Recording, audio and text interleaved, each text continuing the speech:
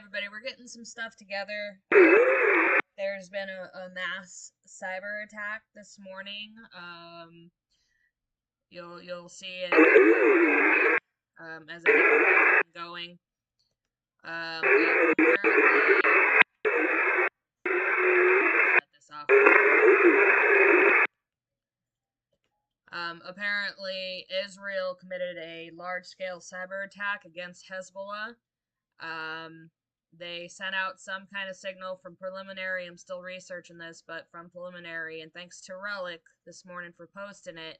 I originally thought it was satire, the headline, and sure enough, it was 100% legit. So this is an unprecedented, large-scale cyber attack. Israel sent out some type of signal, and this is where it's getting fuzzy, so I still gotta research.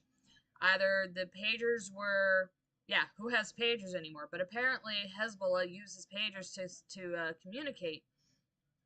And some signal was sent out, and it either the pagers were laced with some type of explosive as they were distributed a long time ago, and or the code sent to the pagers actually caused the lithium-ion batteries in the pagers to overheat and explode. So there is thousands of injuries. Unfortunately, a couple of deaths have occurred from this cyber attack. Small children. So either the small children were right next to the individual with the pager that exploded, and or the children had the pager themselves, which is very unfortunate. I'm still combing through all the details and specifics, but it is quite shocking, to be honest, to wake up and see that kind of event going across the headlines. It's even made mainstream media. So as I dig up more information about this, I'll go back live and get as many details to you guys as possible.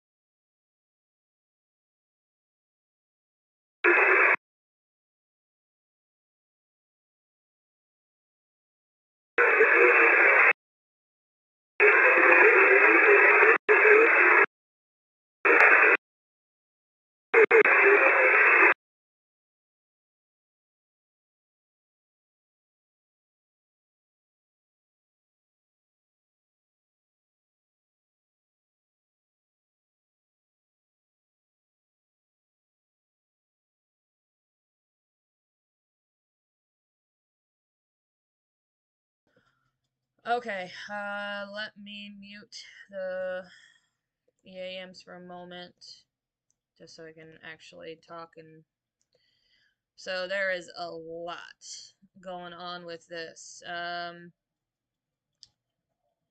So from what I can gather here, there was a large-scale cyber attack this morning in which a signal was sent to uh, electronic devices, pagers, that caused explosions simultaneously across Lebanon and other locations. So we have two employees of the Iranian embassy in Beirut. They were wounded as their pager also exploded. So these attacks were geared at Hezbollah owned pager systems. So anybody outside of Hezbollah that has a pager means that they are associated with Hezbollah. They are a part of Hezbollah in some fashion. So according to the New York Times, the devices were programmed to sound an alarm for several seconds before exploding. So everybody received some kind of notification alarm before the big boom. Israel military leaders expect Hezbollah to launch a coordinated attack on Israel in the next few hours. In Syria, it is reported that 11 Hezbollah operatives in Damascus were mortally wounded by the explosions. The hospitals are overrun. A state of emergency has been declared in all hospitals throughout Lebanon due to the amount of injured. Let's see here. Hezbollah, in an official statement, accuses Israel and that Israel will bear the full responsibility for the aggression and there will be a response. Hezbollah, in another message, after examining all the data, we consider Israel to be fully responsible for this aggression, which also harmed civilians and caused a large number of deaths and injuries. This enemy will get the reaction it deserves from an unexpected place.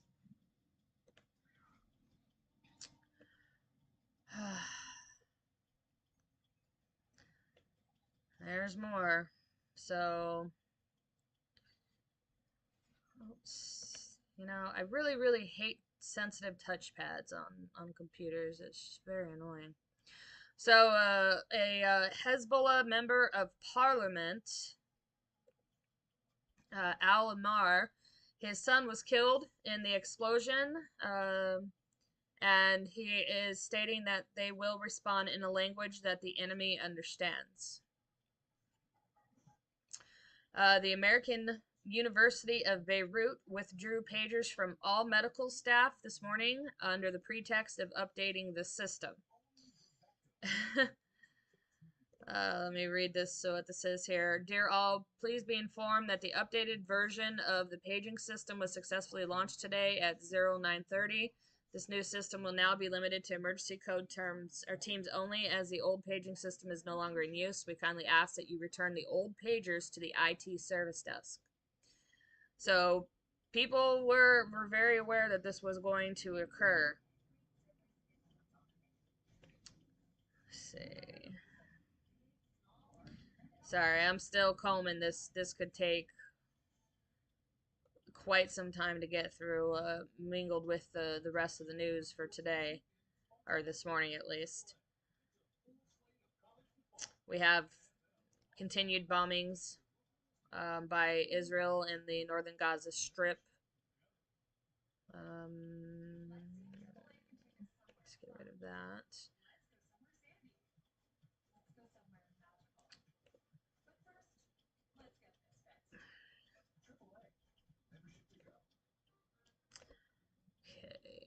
Israel media in Israel, it is estimated that Hezbollah will be forced to respond in a significant way. You think? You just blew up pagers.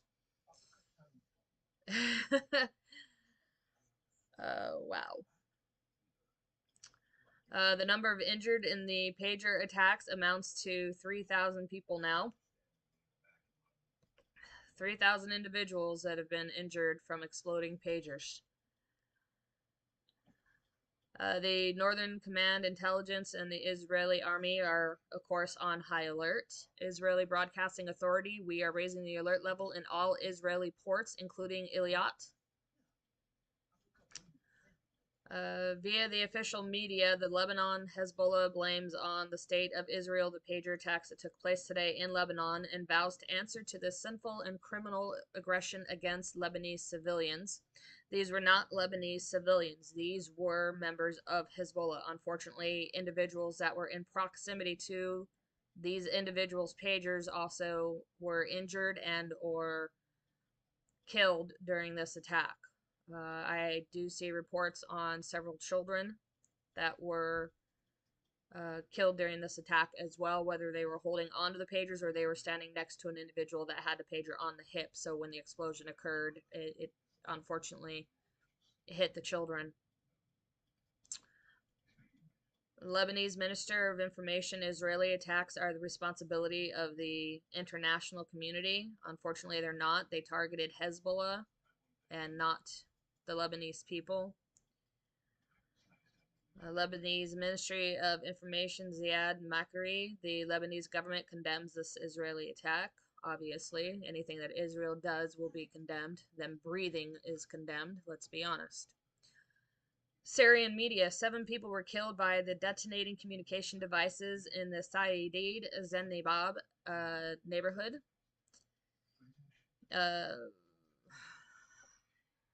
Via its official media, the Lebanese Hezbollah acknowledges the attacks and says it is investigating the events. According to Hezbollah, a number of workers in the Hezbollah units and institutions suffered from pager explosions. 2 of Hezbollah militants and a girl has died as a result of the attacks. Lebanese information minister has officially blamed Israel for today's bombings across Lebanon, because on top of this pager attack, Operation Underbelt is a name that I've seen a couple times now. Not sure that's the official name of it. But on top of that particular cyber attack, there was also a large amount of bombing in southern Lebanon. Okay. So this one is the S&P 500 briefly hit new record high today. Just throwing that out there because it popped up. Wow, I can't keep up with the amount of news that is coming in about this. So Hezbollah, in an official statement, would place full responsibility on the Israeli enemy for the criminal aggression that harmed, among other things, civilians. We will respond in an appropriate and extensive manner. Arab sources report that yesterday an American Air Force aircraft was spotted off the coast of Lebanon, the EC-130H Compass Call. This aircraft is known to be used for electronic warfare. So that's very interesting. I wonder if that has anything to do with it. I'm going to post this one into the chat and send over to my aerial people in the chat. You guys know this stuff a lot better than me. Give me maritime all day long, but the aerial stuff I'm still learning. So I'm going to put this into, I want to know if this potentially has anything to do with what went on. I don't know the capabilities of this aircraft and if it can do this, if this source is correct. So the information that I sent over to Telegram, it shows the flight tracker, it shows the position of the plane.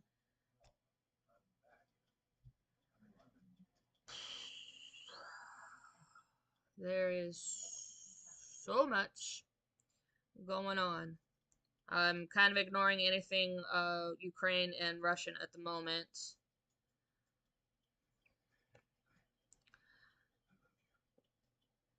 That's Ukraine. What's this?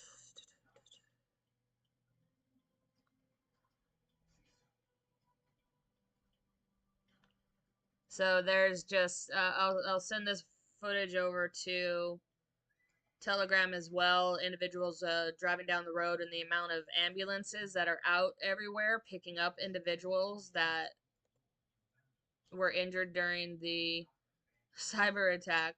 I'm still reeling from the fact that it was pagers, because like who has pagers anymore? But apparently it's a great way to communicate when you're in a terrorist organization. So everybody apparently has pagers.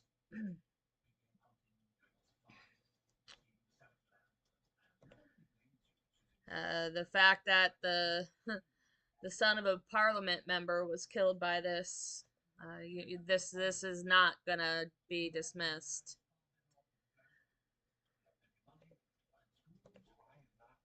Let me continue to. Sorry, I had the TV going on in the background. According to Lebanese sources, 3 citizens have been reported killed in an Israeli airstrike that targeted the town of Majd al-Salim in southern Lebanon. So, reports that Israeli Prime Minister Netanyahu and Defense Minister Yoav Gallant are currently meeting with senior military officers and security consultations at the Ministry of Defense in Tel Aviv, discussing a potential escalation in the north. Yeah, I think it's going to escalate at this point in time. Let's see here. That's there.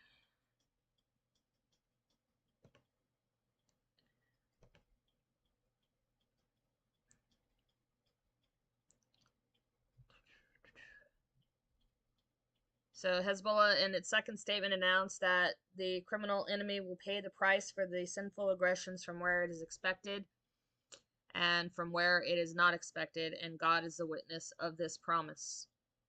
Yemenin's Ansarelli announced that Lebanon has a resistance group capable of deterring Israel and imposing a heavy cost against any tension in Lebanon.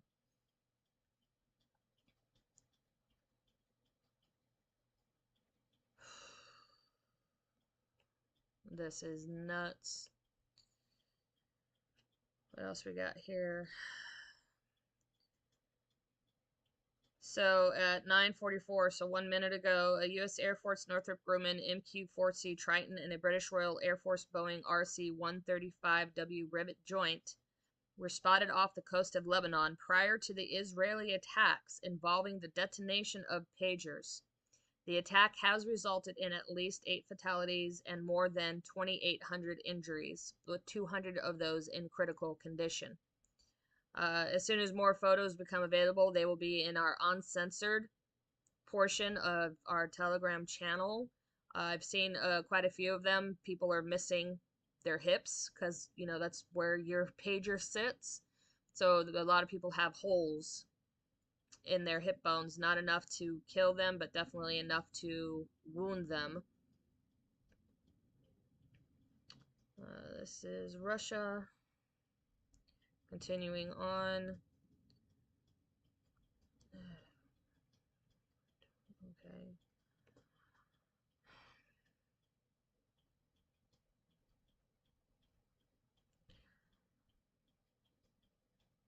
So the Lebanese Prime Minister Najib Mikata visits the mourning shrine of Hezbollah senior Ali Amar, whose son was killed in the explosion, or one of many explosions. Whether it was the bombing or the pager attack, I'm seeing mixed reports on that, but either way, it's a parliament member's child, or grown adult child, that was murdered. Not murdered, but killed. They are saying murdered. I'm reading it as it comes. Sorry.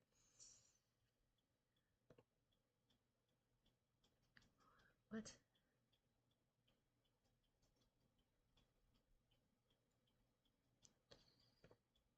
You know, I wish some of this stuff could be in English so I know what they're saying.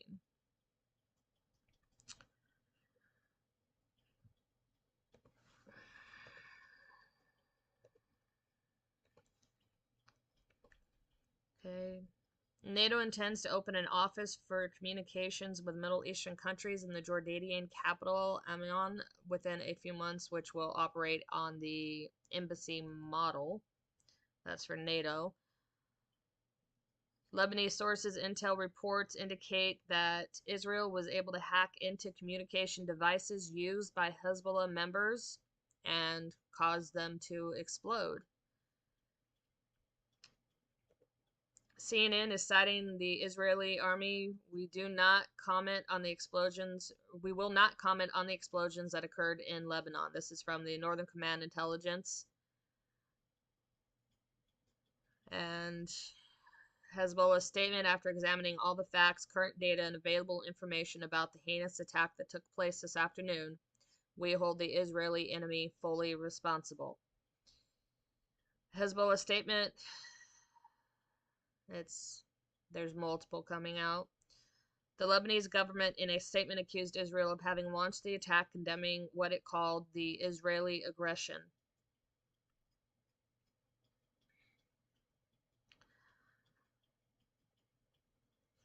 Let's see. Because of the detonation of pagers in Lebanon, civilians were killed and injured.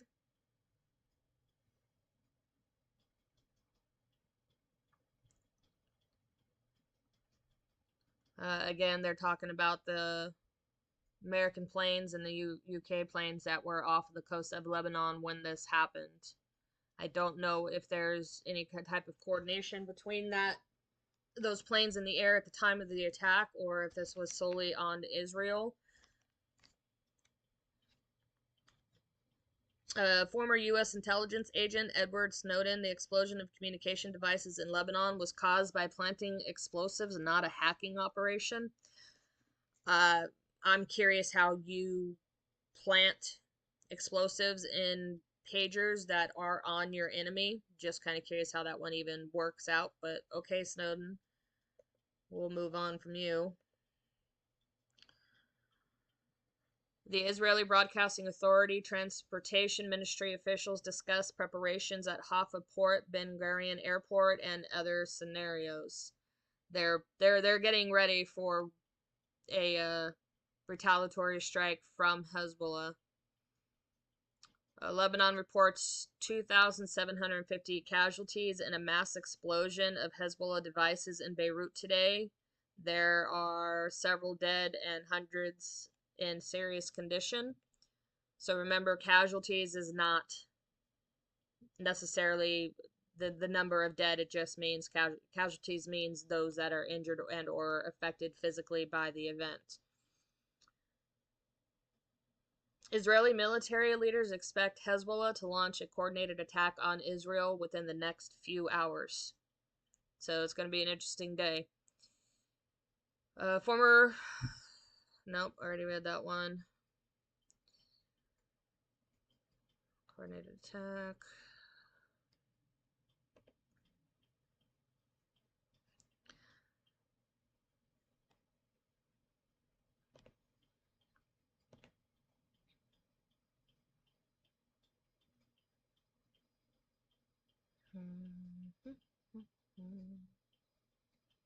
Interesting.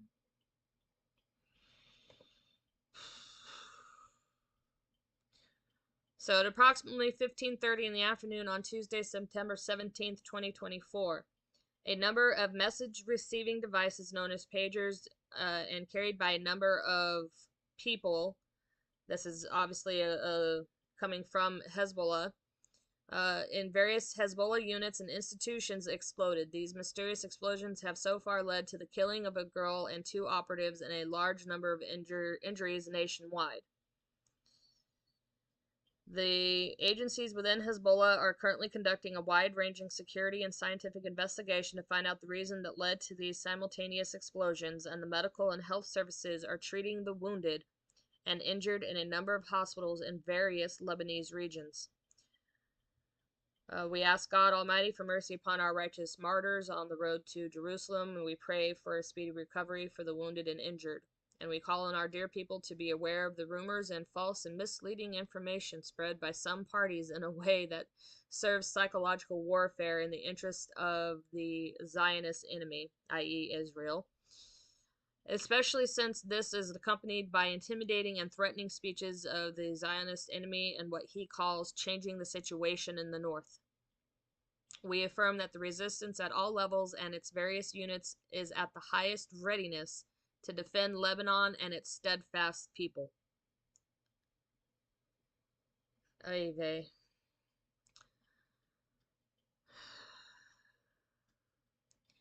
U.S. ambassador to the UN, Iran's fingerprints are all over the region. They must immediately end their support for their proxies. This is coming from an interview with the U.S. ambassador. A reporter asked him, "What about Israel's fingerprints all over the region?" The U.S. ambassador replied, "I don't know what you are talking about." They can't even see how blatant their own hypocrisy is at this point in time.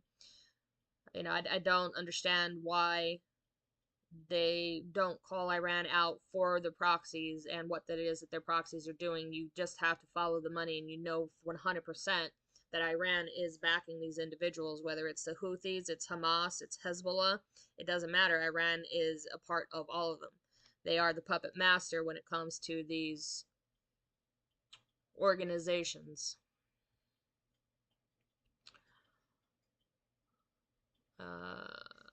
I don't know the validity of this one. I'll have to try to find more on it. The shekel collapses against the dollar due to the explosion of communication devices in Lebanon. Not too terribly sure on that one.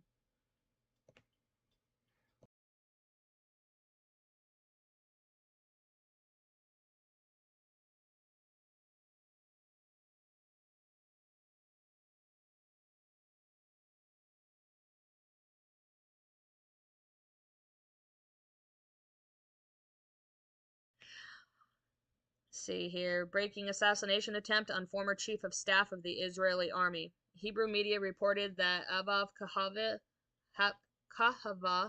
the former chief of staff of the Israeli army, was targeted of an assassination attempt but has survived.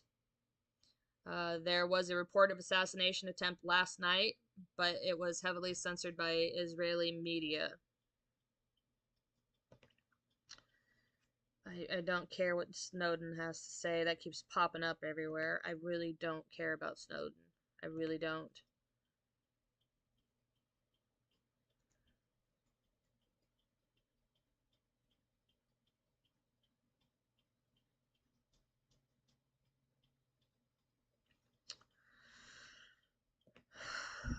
Continuing on. I got a lot to sift through, guys. I'm sorry. So, Reuters from a senior Hezbollah official, Nasser Ali, was not injured in the explosion of the summoning devices. So I guess he just didn't have his pager on him. Reports that 18 Hezbollah commanders were wounded during this event. What is this? I have...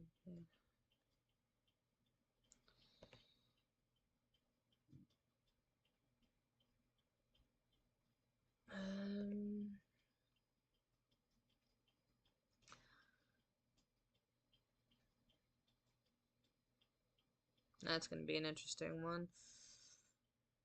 A Pennsylvania DMV refuses a Trump voter registration group weeks after evidence was presented that they were allowing a group to register illegals at the same facility. Not at all shocked.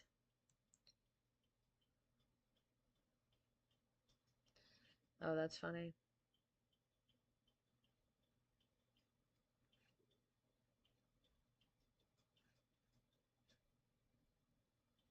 ABC News issues a vague statement following the viral whistleblower affidavit alleging Kamala Harris received debate assistance but fails to address the specific allegations.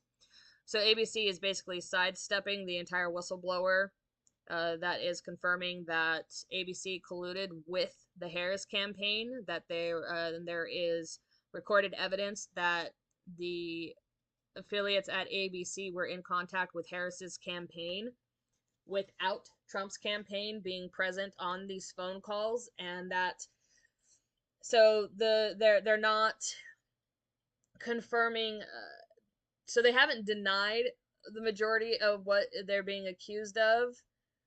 It's really interesting to see how they are responding.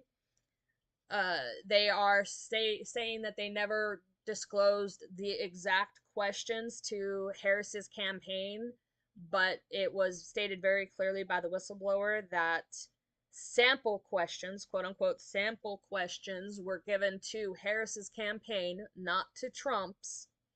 There is documentation, recorded evidence that the individuals said that they would indeed fact check Donald Trump, that they would not fact check anything that Harris had to say. That was part of the agreement between the Harris campaign and ABC. There's a lot going on with this particular story that unfortunately it got buried with the attempted Trump assassination. So now that that's kind of starting to fade into the background, this is starting to make its way back up into the headlines of mainstream media. And I guarantee you something else is going to come along and they're going to try to bury it again, because this is illegal. 100%. ABC can suffer or can face felony charges on federal, sorry, not felony, but federal charges for interfering with an election. Harris's campaign actually as well. So it's incredibly interesting to see that there's certain events that keep popping up that kind of keep overshadowing this particular situation. So I'm going to send this story on over to our Telegram channel as well for people to be able to view. It will be just in the general news section. Let's see.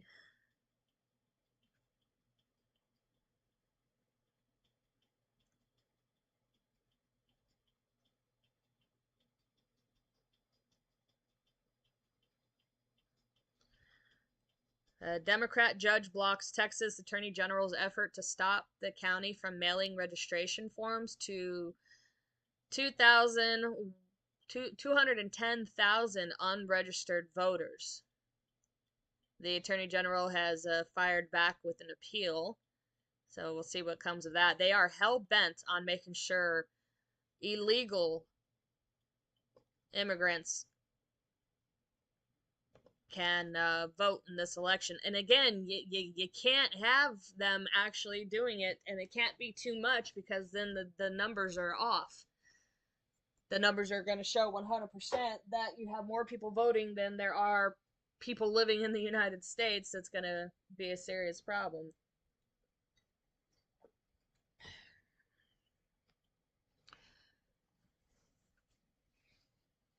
So, Butler County, Ohio Sheriff Richard Jones sounds the alarm on invasion of illegals. Every state is a border state. So, he has given a fiery speech. I'll play this one a little bit later on. Save that for later. Still combing through. Florida Governor DeSantis announces executive order assigning attempted assassination case to the Office of Statewide Prosecutor. It is not in best interest to have same federal agencies seeking to prosecute Donald Trump that are leading the investigation. Wow. Wow. The same office that is prosecuting Trump is the same office that was going to head the investigation into a second Trump assassination. Are you kidding me? What? I feel like we're in the Twilight Zone here. Wow. So this is one story. I was going to talk about this a little bit last night, but honestly, I just kind of was dealing with my son and a couple of issues with him in school. But so I've been seeing a lot of this. So the headline is Zuckerberg's Meta bans Russian state media on all platforms following Biden administration sanctions against Russian media. That particular group, RT.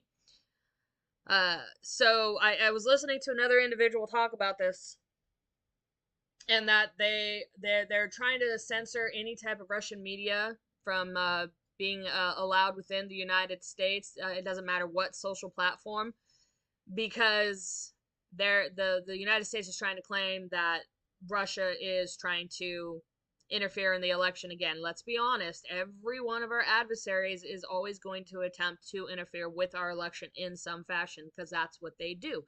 That's why they're called enemies. Even our allies actually kind of influence the elections as well, whether it's through donations and or targeted advertisements. Everybody messes with everybody's elections across the globe. Let's just not hide that fact anymore. Let's be honest. But what I'm seeing from some people is that the attempt to shut down Russian media is in preparations for World War III, so that way there is not a conflicting reports coming from any other regions that the United States is only going to listen to United States media, just like they do in Russia. Russia does not allow the American media to influence its people about world events. So Russia very much limits any outside news media coming to its citizens. Same thing within the United States. The United States was a little bit more open as far as being able to see media from countries outside, other countries' media. I can hop on the internet and I can go to Al Jazeera, I can go to Arab News, I can go to Israeli channel 13. I can view all these things because we aren't, those aren't sanctioned. We are allowed to view those through internet searches if we choose to. But you go to other countries, they actually have these blocked on their internet service providers. They cannot view these channels as we can. So the theory is that the United States is starting to cut off the ability for other countries to establish their narrative within the United States when it comes to World War III potentially kicking off. Yeah, and see, Danielle, thank you. That's the rhetoric that the left is sitting here saying that the right is doing, that Trump is doing, that it's Trump's fault, that Trump is calling for these assassinations on himself, that he's bringing it on himself. But yet you have the left that they can't even go a week without ramping the rhetoric back up to justify the normalization of dehumanizing Trump and his supporters. That's exactly what we have going on, and it is going to continue. It is never going to stop. This country, I'm sorry, I think we are too divided already. We were not divided prior to Obama. Don't get me wrong. We have our issues. We had our issues 100%. You have your pockets of stupid, is what I call it.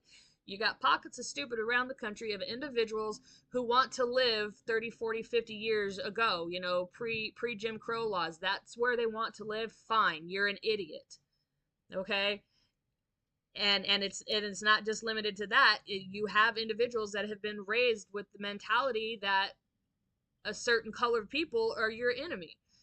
This has been going on forever and a day, and that's fine. Pockets of stupid, but slowly and surely that was fading. That was starting to go away. The acceptance and the ability to look at one another as being American rather than what your skin color was growing, was there until Obama, and he had to bring it back to a focal point that there is white and there is black. There is white and there are people of color, and we are not the same. We are all different, and the people of color are treated like shit by white people, and that has started this whole last, I don't know, almost 2 decades of nonsense with regards to the DEI movements and the racism that we see coming. Yeah, we are way too divided. Sorry, I'm gonna get back on track here.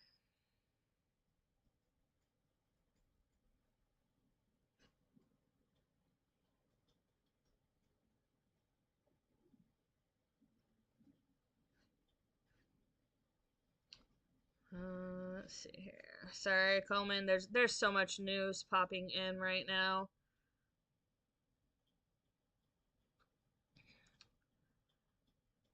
So Hezbollah terrorists, they use these pagers to communicate. Across the region. It's not just in Lebanon, but it is in other countries as well. But apparently, all of these pagers exploded. I'm still baffled by this. Like,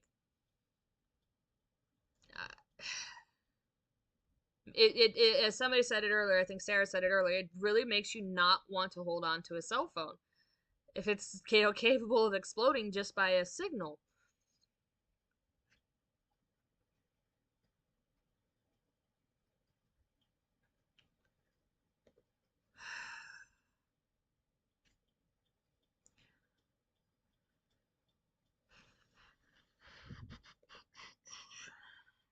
There's so much going on.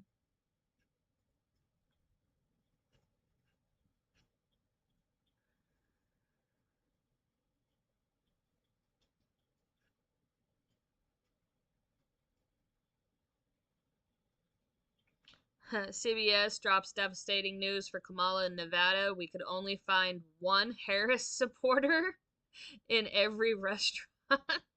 So apparently they went around to multiple restaurants to interview people, you know, to find people that were talking positively about Kamala to make it appear that, you know, the vast majority of people are supporting Harris, but unfortunately they were only able to find like one individual in each restaurant that actually supported Harris.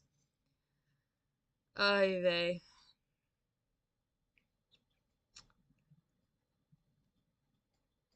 CNN rebukes Trump for crediting violent communist left rhetoric for the second attempt on his life. I'm sorry, it's pretty evident why. China asserts Arctic dominance. What is this? Sorry, I gotta look at this one. Anything China, we have to watch for. They are staying in the shadows very well. So anytime anything actually occurs with them, I want to know about it. So update, sorry, 8 people have been killed, more than 3,000 wounded during the pager explosion. It's just still so odd to me, pagers. That was almost 30 years ago. It's incredible.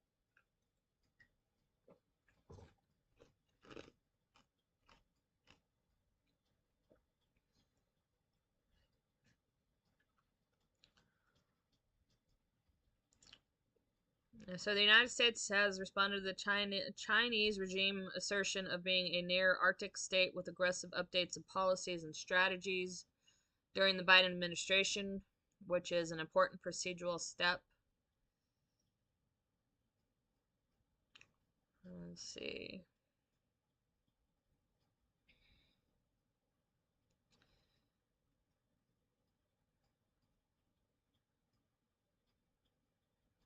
So in a 2018 Arctic policy, Beijing asserted geographically China is a near Arctic state, one of the continental states that are closest to the Arctic Circle. There is an expansive, this is an expansive definition with many countries potentially being able to assert the same claim. The United States first established a formal Arctic policy in 1971 after more than 20 years of extensive building in the Arctic, including the Ballistic Missile Early Warning System and forward bases from the Strategic Air Command. This included atomic-powered Camp Century in Greenland, which was the cover for Project Iceworm, a secret proposed network of mobile under-ice missiles. Oh, that's very interesting.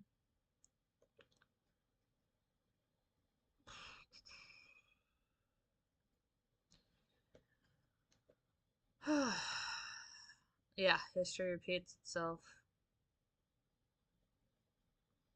Yeah, you sat your phone across the table. Yeah, my phone is a little bit further away from me. Just because you don't know. That's it I don't know. I'm still reeling from the fact that they exploded pagers.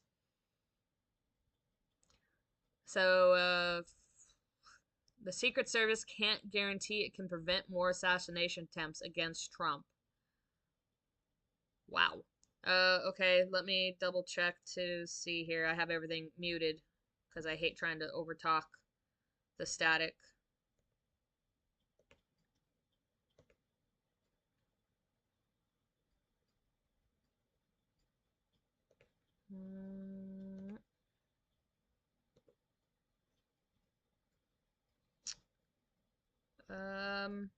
Sounds pretty dead on my end. I know you have a much better setup than me, so I'm sure you're able to pick up on things that I cannot.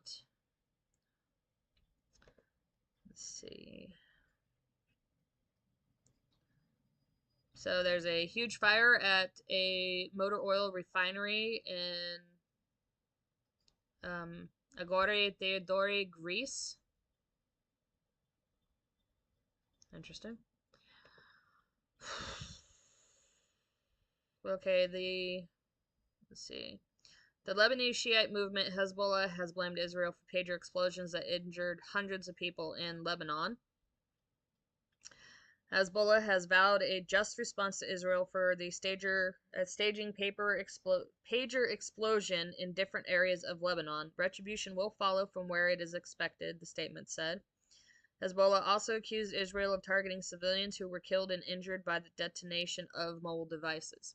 So they do understand what that statement means, right? That means that you were specifically targeting an individual and injuring them when that is not the case. These were specific targeted transmissions to pager devices of a known terrorist organization. If civilians were in proximity, that is a casualty of the situation, but they are not targeted. So I love the wording that the enemy tries to use. Do you think Hezbollah got the message this morning? I think they got the message. I really, really do. That is a good one. Uh, let's see, what else we got going? Sorry, waiting for some stuff to load. The spokesman of the Yemeni army, Muhammad Abdul Salam, we condemn the Israeli security attack on Lebanon, which injured many civilians, which is incorrect. It injured Hezbollah, which is considered a capital crime and a violation of Lebanon's sovereignty. All condolences and sympathy to the families of the martyrs in the brave Islamic resistance, and the hope that God Almighty will have mercy and forgiveness for them, and for the wounded for a speedy recovery. We are sure that Lebanon is capable of dealing with all challenges and has a resistance capable of deterring the Zionist enemy entity and making it pay a heavy price for any escalation it may carry out against Lebanon. Israelis assessment. Hezbollah will be forced to respond in a significant way. Who is working for these people? I swear that it's Captain Obvious. So the pagers that were distributed to a Hezbollah terrorist are reported to have come from Jordan 3 months ago. The rugged pager AR-924 is dust and waterproof and has up to 85 days of battery life, and it is rechargeable with a USB-C connector.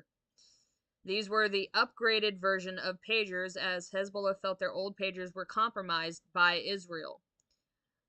These pagers, ironically, all come from China. You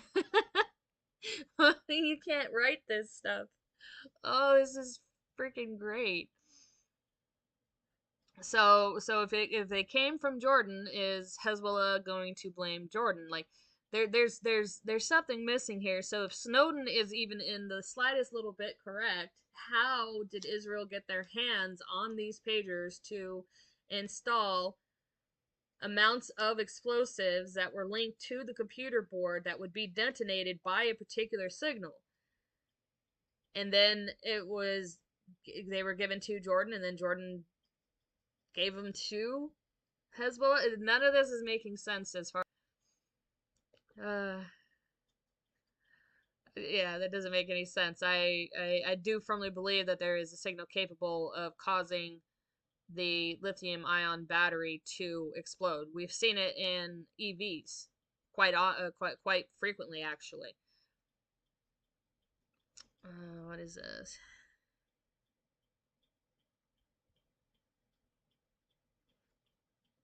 I don't know where this is at, so I can't state. Jordan announces its willingness to provide any necessary medical assistance to the Lebanese medical sector. Seriously, I can't write this stuff. This is great. I mean, I'm not trying to make light of this, but these came from Jordan. Now Jordan is our bad. We'll help you out. Hezbollah MP Ibrahim al-Masawi, what happened is a full-fledged genocide. They keep using this word. I don't think it means what they think it means. It's not. The only people on the face of this planet to ever experience a genocide was Hezbollah. A genocide means the near extinction of your people. the Israel's, not Hezbollah, but Israel, the Jews, during World War II, the Holocaust. Now, you have African tribes that absolutely 100% experience genocide level events, but it's never reported because they're, third world. But on a massive scale, you're talking, they estimate it was more than 6 million people were murdered during the Holocaust. So the fact they keep using this word genocide is just fucking ridiculous. Sorry, excuse my language, but it's true.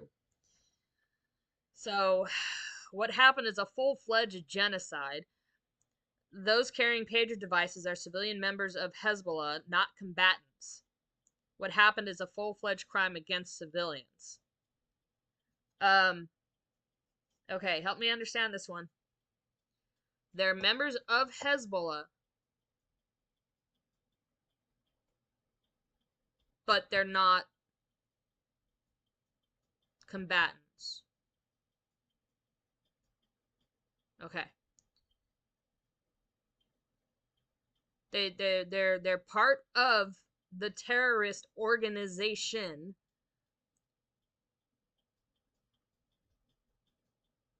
but we're going to call them civilians. But they're not civilians if they're part of your organization.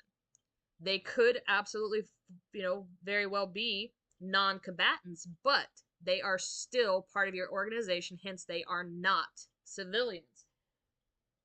That's like targeting paper pushers behind the fence at one of our bases in Iraq. You got the people in there that are handling the finance and logistic aspects of a base.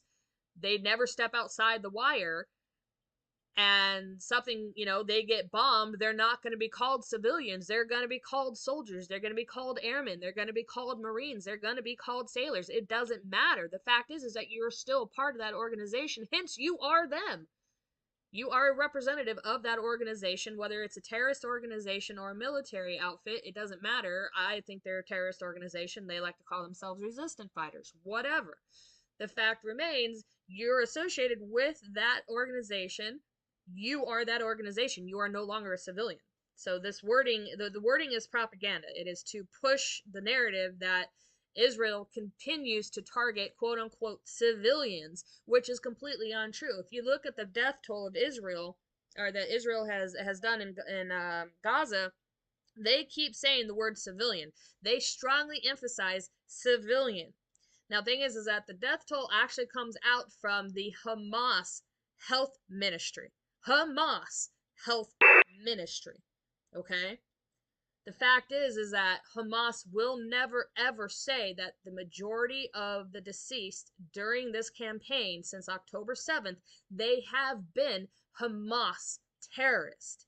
They have been combatants. They have been individuals that target Israel in some fashion, that have targeted Israel in some fashion. Now, I am not saying that there are not innocent civilians. You guys have seen enough in our uncensored chat to see some of the casualties that occur during these operations, and unfortunately, it is a part of war. It will always happen. But to Israel's credit, they provided leaflets. They gave enough time. They gave specifics of where they were going to attack. They gave people an opportunity to leave. If they chose not to leave, there is nothing more to be done. The operation has to continue because you cannot allow another October 7th event to occur. And if they do not eliminate Hamas as it stands, with the capabilities that Hamas has built over the last 20 years or so since they were elected into power, you have to destroy that entire operation.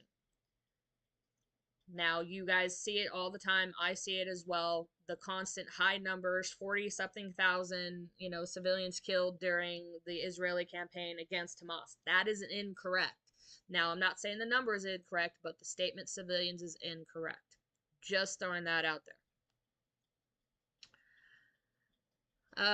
Okay, sorry, Danielle, I am reading what you wrote. Breaking, according to Israeli media reports, Israeli reserve soldiers have been issued Order 8 for immediate mobilization with heightened alert status in emergency rooms and military units.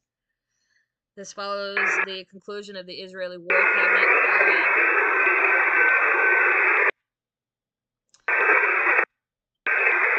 following the cyber attack on Lebanon and Syria, which has killed at least 8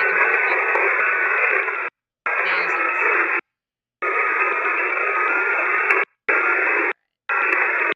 We're going to cool those down a little bit.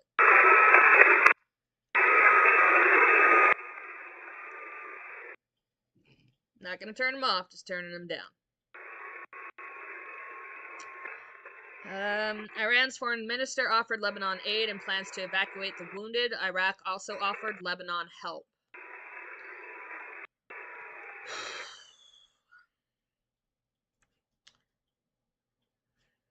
Let's see here.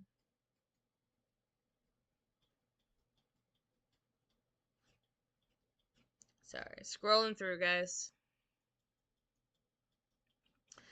And a statement by Hezbollah of Lebanon has said that the resistance at a heightened level of preparedness.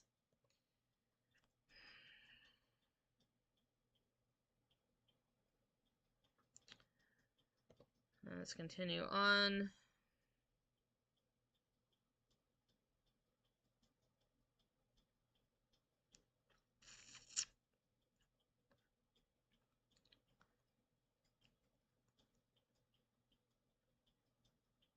So a Hezbollah official speaking on condition of anonymity told the Associated Press that the new brand of handheld pagers used by the group first overheated before exploding. A source close to the group, who also requested anonymity to discuss sensitive matters, told AFP news agency that the blast represented an Israeli breach of its communication system. Though no further details were provided, the Israeli military had no immediate comment. So see that right there, the fact that it overheated prior to exploding means that it was not an explosive device planted within. And I could be wrong on all of this, but the fact that it heated up first means that the signal activated the computer within, or the computer chip within the device to overheat the lithium-ion battery. These are brand new pagers, so yes, they have lithium-ion batteries because the majority of everything does now. So that signal caused the computer chip to send a signal to the battery to overheat and explode, because that's what lithium-ion batteries do. So the lithium-ion battery itself was the explosive. This is my opinion, so until we have further evidence supporting that explosives were installed into the pagers, I'm going with this one, because I'm sorry, we see it in EV vehicles. The battery overheats and it explodes.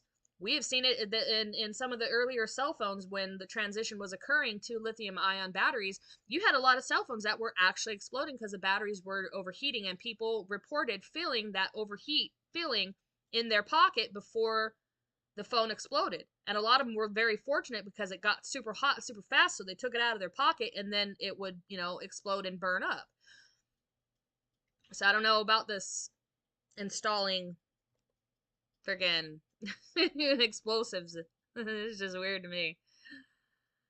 Don't care about the German Chancellor.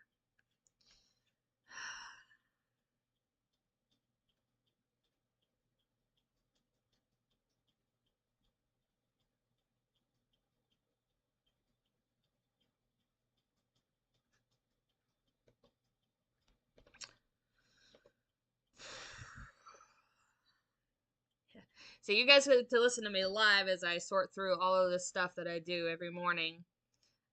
Danielle can attest. We wake up, we have hundreds and hundreds of posts that we have to sort through and decide what information we're going to send out, because a lot of it is just random nonsense and propaganda on both sides. Say the Pennsylvania DMV refused access to a Trump voter registration group just weeks after allowing an illegal immigrant group to register at the same facility. This is an ongoing situation, so as more of it comes out, I will let you know. So the FBI and the U.S. Postal Service are investigating suspicious mail containing unknown substances that have been sent to election officials nationwide. The FBI and the U.S. Postal Service investigating a series of suspicious mailings sent to election officials in a handful of states. The Bureau says some of the letters contain unknown substances. The agency is working to determine how many letters were sent and who is responsible for sending them. They're urging the public to exercise care in handling mail, especially from unrecognized senders.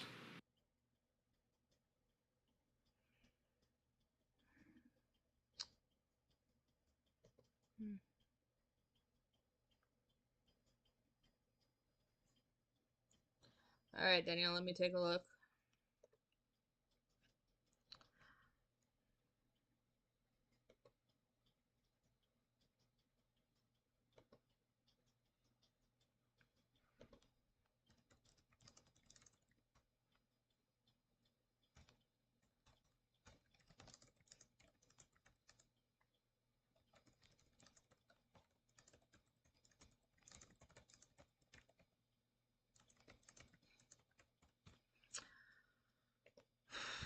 Iran, we thank the Lebanese government for its urgent action to transfer the Iranian ambassador to the hospital and treat him following his injury. We console the Lebanese people and declare our complete solidarity with them and our willingness to send all types of aid. This is from Iran. Lebanon, all schools and universities will be closed tomorrow. So it is nighttime there. It's let's see, it's 8:30 p.m. at night there. So as of tomorrow, all universities and schools will be closed. The Jordan's foreign minister, Ayman al-Safadi, spoke with Lebanese Prime Minister Mikati and informed him of King Abdullah II's directive to provide all assistance needed to treat the thousands of wounded in Lebanon. He emphasized the need to stop the dangerous escalation in the region through an immediate halt to the Israeli aggression in Gaza, the need to stop the escalation in the West Bank, and the implementation of Resolution 1701. Israel is preparing for a third Lebanon war, according to a senior officer who spoke with heads of the authorities in the north.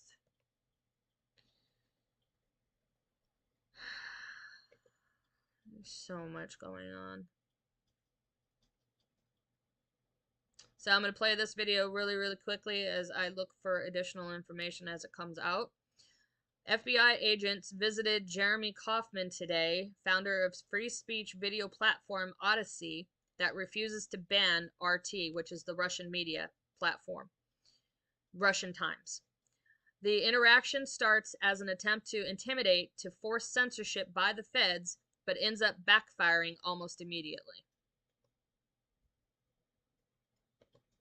Hey, how can I help you?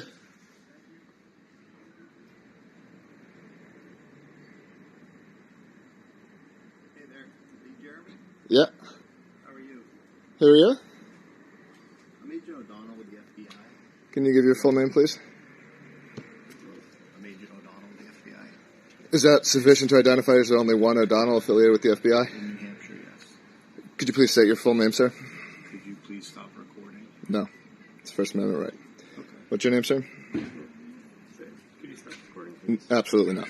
You can show me your name and identification, or I'm going to go back inside my house. Okay. I don't really want to broadcast my... Oh, this is going out right after you guys walk away. So that's why I'm not going to... So you can show me your name and ID, you can walk away. We just want to talk about something. I'm not going to talk to people who claim to be federal agents unless they can show me identification. Okay, well, you see our badges. I need to see... Is your full name on that badge? No. I'd like to see something with your full name, or I'm not going to talk to I you. prefer you not to broadcast it. This will be going online as soon as you walk away. Well, all I want to do is talk to you about a post that was made, and if you Well, happen to be the one that made the post. I want to talk to you about you guys coming here. Say you make a salary of, I don't know what, low 100K? You guys making six figures? Factor in 50% expenses, overhead, maybe 100% expenses. Talking about burning a couple $100s an hour just here, let alone all the time you guys are spending to investigate something that you know is not against the law, right? Like you're familiar with. So then why would you come? Because we wanted to make sure that there weren't any. No, you're coming because you're part of a regime that does this kind of thing when you know laws aren't being broken, and that's an embarrassment, man. Didn't you guys read the Constitution? Do you not believe in America? Like, how do you do your jobs and go home? We appreciate it. You're walking away because nothing we did is against the law. And you guys are fuckheads that try to act like bullies. And I hope you go home and are embarrassed. You can't even say your name on camera because you know that what you're doing is embarrassing. You know Americans that believe in the Constitution think you're laughable. And you go home and you think about what you did today. Go home and think about it, you cowards. Drive away. Drive away. You're not welcome. You should be embarrassed. Embarrassing. You guys are embarrassing.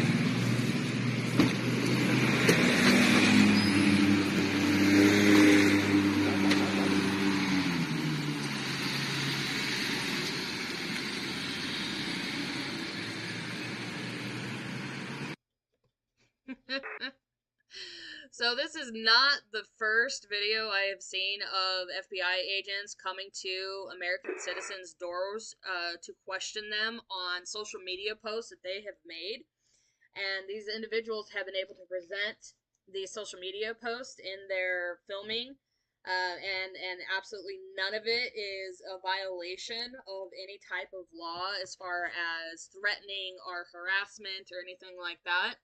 And these FBI agents have been going to individual doors to question them about freedom of speech posts. So what this gentleman did was absolutely 100% within the law to say, yeah, no, you need to show me your badge, you need to show me your name, you need to present me some kind of information that, one, says that you are who you say you are, two, so that if anything further happens to myself, I have this evidence to support my stance that have been, specifically targeting me, violating my civil rights, my freedom of speech.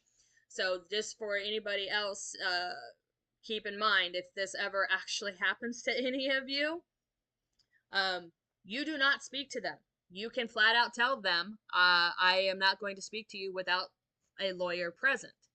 That ends the entire conversation, the entire discussion, and in all likelihood, you're never going to see them again.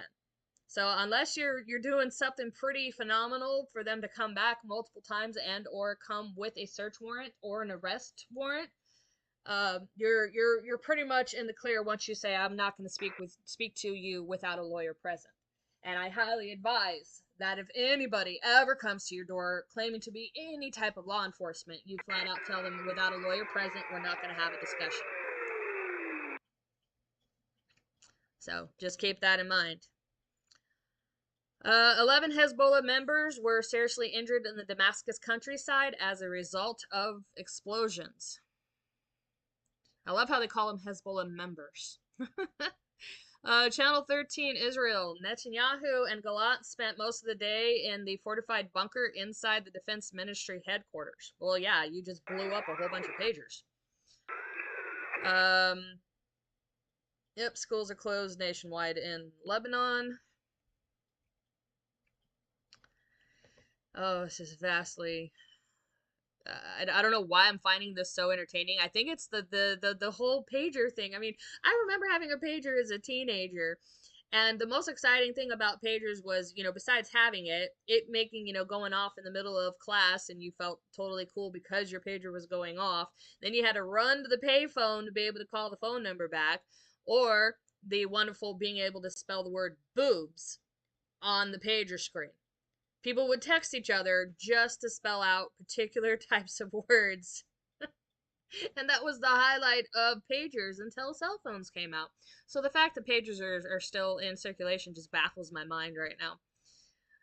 I've seen it a few times in some movies. The doctor still has a pager because, it's, I guess, theatrical to watch a guy grab a pager off and read it on screen and it go off. It dramatizes things. I don't know. I'm just shooting in the dark on that one, but it's still just funny to me. I'm not trying to laugh at the situation, but I'm laughing at the pager thing. So A former Russian DM, Shoigu, entered Iran on an unannounced trip. He will stay in Tehran until tomorrow night and will participate in important meetings. Speculations indicate that the new bilateral treaty between Iran and Russia is finally ready to be signed.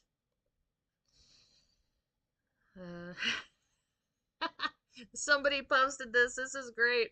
The situation is heating up. Sorry. That is great. Uh, that's just like they got the message. Oh, that's so good. Sorry. Keywords: Israel, Lebanon, strategic partnership, Iran, Hezbollah, Russia. Yeah, payphones. You don't remember payphones? Oh, I'm shaking my head if you don't remember a payphone. They're not, you can't find them much anywhere anymore. I know out in California on a highway called Rim of the World. It's up near Lake Arrowhead and Big Bear. It's called Rim of the World. It's a highway that crosses the outskirts of the mountain range, and it's got a lookout point that if you go out there, you can see the entire valley of, you can see a very, very far distance of Southern California. And on a very clear day, you could actually see the skyscrapers of Los Angeles from the rim of the mountain, or rim of the world. It's pretty cool. But my mother was up there a short while ago and actually found an old gas station that still had a payphone booth. She took a picture and sent it to me. We were all like, oh my god, there's still one in existence. I'm sure there's a few here and there, but whether or not they're in service is beyond me. The European Union faces an emergency regime after von der Leyen refuses to appoint a new commission team. This is from Politico in Europe.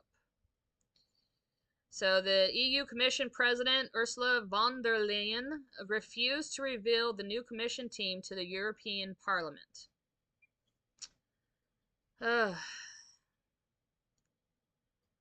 EU Commissioner Thierry Breton hints that there will be no new European Commission. What is going on with this world? Good Lord. Yeah, exactly. I just got a page. I gotta find a payphone. It's, oh God. What a time.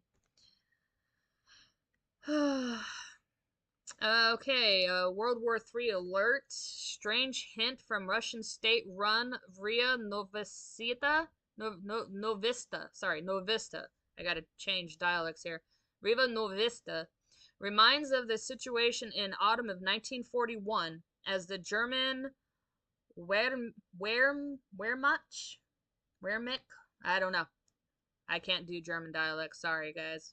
Middle Eastern all day, but Wehrmacht failed to capture Moscow due to the weather conditions, which resulted in the defeat of the Nazi regime. The translation is: summer is finally ending. The first autumn frosts in the Moscow region are possible this weekend, the capital's meteorological bureau reported. This is noteworthy because the frozen oak leaves, symbol of the honor of the German army and symbol of the reconstruction after the Second World War, symbolizes hope. That's kind of interesting. Very, very interesting. Well, as somebody said earlier, history repeats itself, so maybe that's what's going on. Security incident in the northern sector indicates that some event has either happened or is beginning. This is from Israel. Scenes of the evacuation of Israeli soldiers to a medical center in the Nahari settlement a short while ago.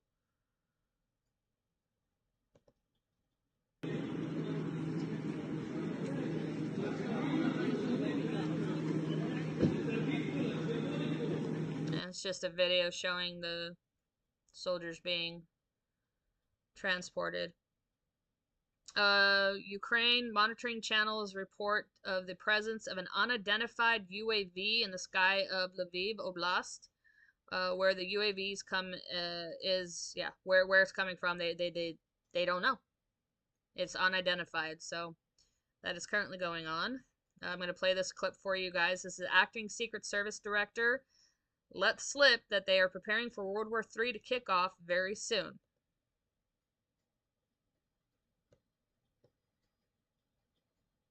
But the long and short of it is this. Coming out of Butler, I have ordered a paradigm shift. The Secret Service's protective methodologies work, and they are sound, and we saw that yesterday. But the way we are positioned right now in this dynamic threat environment, it has given me guidance to say, you know what, we need to look at what our protective methodology is. We need to get out of a reactive model and get to a readiness model. There could be another geopolitical event that could put the United States into a kinetic conflict or some other issue that may result in additional responsibilities and protectees of the United States Secret Service. And so we are working, we are making information available to all of our partners. And I just want to say that the commitment of Congress to the Secret Service throughout the years has been tremendous. And we will continue to work with them and Secretary Mayorkas, whose support in making sure that we're getting what we need has been phenomenal. Well, listen to that one again.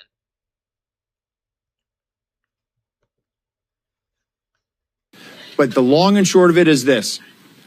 Coming out of Butler, I have ordered a paradigm shift. The Secret Service's protective methodologies work, and they are sound, and we saw that yesterday. But the way we are positioned right now in this dynamic threat environment, it has given me guidance to say, you know what, we need to look at what our protective methodology is. We need to get out of a reactive model and get to a readiness model. There could be another geopolitical event that could put the United States into a kinetic conflict or some other issue that may result in additional responsibilities and protectees of the United States Secret Service. And so we are working, we are making information available to all of our partners. And I just want to say that the commitment of Congress to the Secret Service throughout the years has been tremendous. And we will continue to work with them and Secretary Mayorkas, whose support in making sure that we're getting what we need has been phenomenal. So I don't know if he actually, you know, the headlines always are questionable when I read them, but I don't think he let anything slip. He stated a hypothesis. He did not state that a global regional conflict is going to occur, just that it could. So we have the K index updated to 8, and there is a high probability that there is another shock wave heading for Earth after recent sun eruption / flares. So, and then tonight, just a reminder for everybody that we will have a partial lunar eclipse on the supermoon, which is going to appear 14 times brighter to Earth than a normal full moon. And this partial lunar eclipse will be visible to the United States, and it will appear blood red tonight. And then I believe Relic, I posted it while Relic was on earlier this morning, which Relic really needs to, you know, chat a little bit more. I know you're hiding in the dugout somewhere, sir, but there's multiple events that are going to be occurring over the next couple weeks on a celestial note. So we have, again, the lunar eclipse is going to happen tonight. And then on October 2nd, which is also the beginning of Rosh Hashanah, there will be a lunar eclipse. Oh, no, I'm sorry. There will be a solar eclipse, a ring of fire solar eclipse visible to the majority of South America and Africa. And that same evening, we will be able to see a comet or asteroid. I have to re-verify that one. I believe it is a comet that will be as bright. It will reach its maximum brightness starting October 2nd, and it will appear as bright as Halley's Comet in the sky. And all of this will begin on Rosh Hashanah.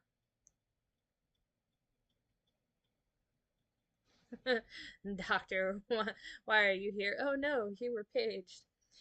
Oh, that is so funny to me. I don't know why. I don't know why I find it so freaking hilarious. It's the same thing as chicken night. It's just so absurd to me. Ugh. All right, Danielle. Let me check your picture.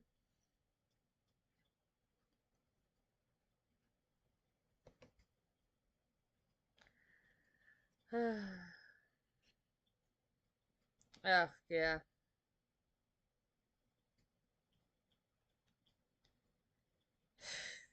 People.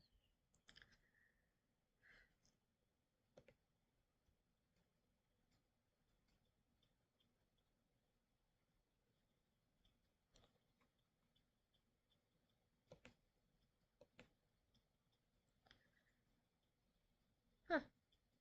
Okay, well, they post videos and there's no sound to them, so can't play them, unfortunately.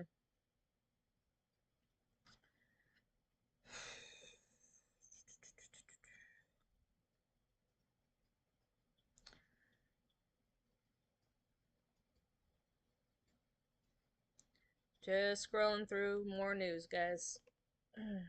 Give me a moment. Well, that's an obvious one.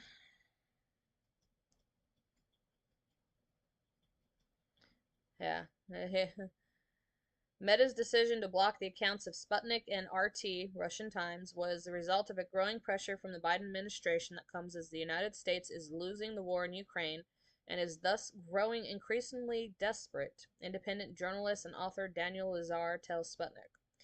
According to him, the purpose is not to strike out against the Russian media, but is essentially to regiment political discourse in general, to discourage others from speaking out, to make it known that criticism of the war is now impermissible, that further action may be taken by the government, and that people should watch their step. That's what the message is. Lazar says internet censorship is simply the logical next step for the U.S.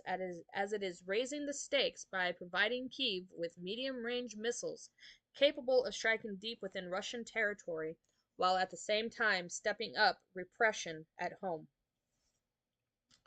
And this is very dangerous, but this is what a government does when it is losing a war. So what we are seeing here is growing panic in official circles, Lazar remarks. Having noted that the freedom of speech in the United States is now under attack, Lazar warns that other nations will follow suit and that censorship is spreading. Global censorship is increasing. It is increasing, but I must point out that given the internet, critical speech is impossible to stop. But nonetheless, they can dampen it, they can tamp it down, and they can discourage it by essentially making it more and more difficult for people to speak out here in the United States. It is a very dangerous time because the situation in Ukraine is increasingly dangerous, he says. Syrian terrorists and Ukrainian militants form symbiotic relationship nurtured by CIA connections. Cooperation between the Ukrainian military and Syrian organizations Hayat Tahrir al-Sham is hardly a surprise, says veteran international consultant and retired U.S. Army Lieutenant Colonel Earl Rasmussen.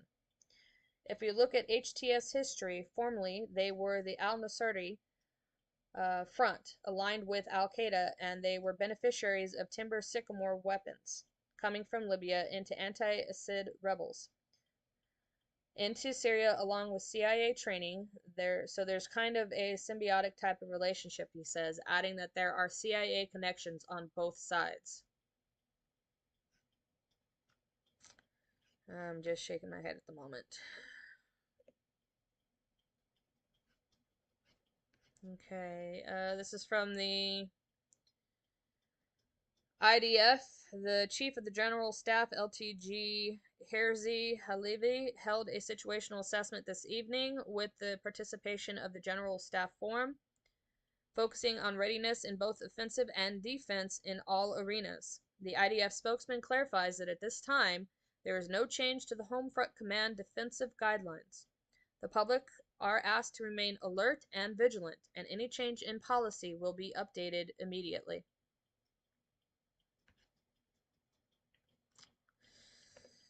Oh, what is going on over here?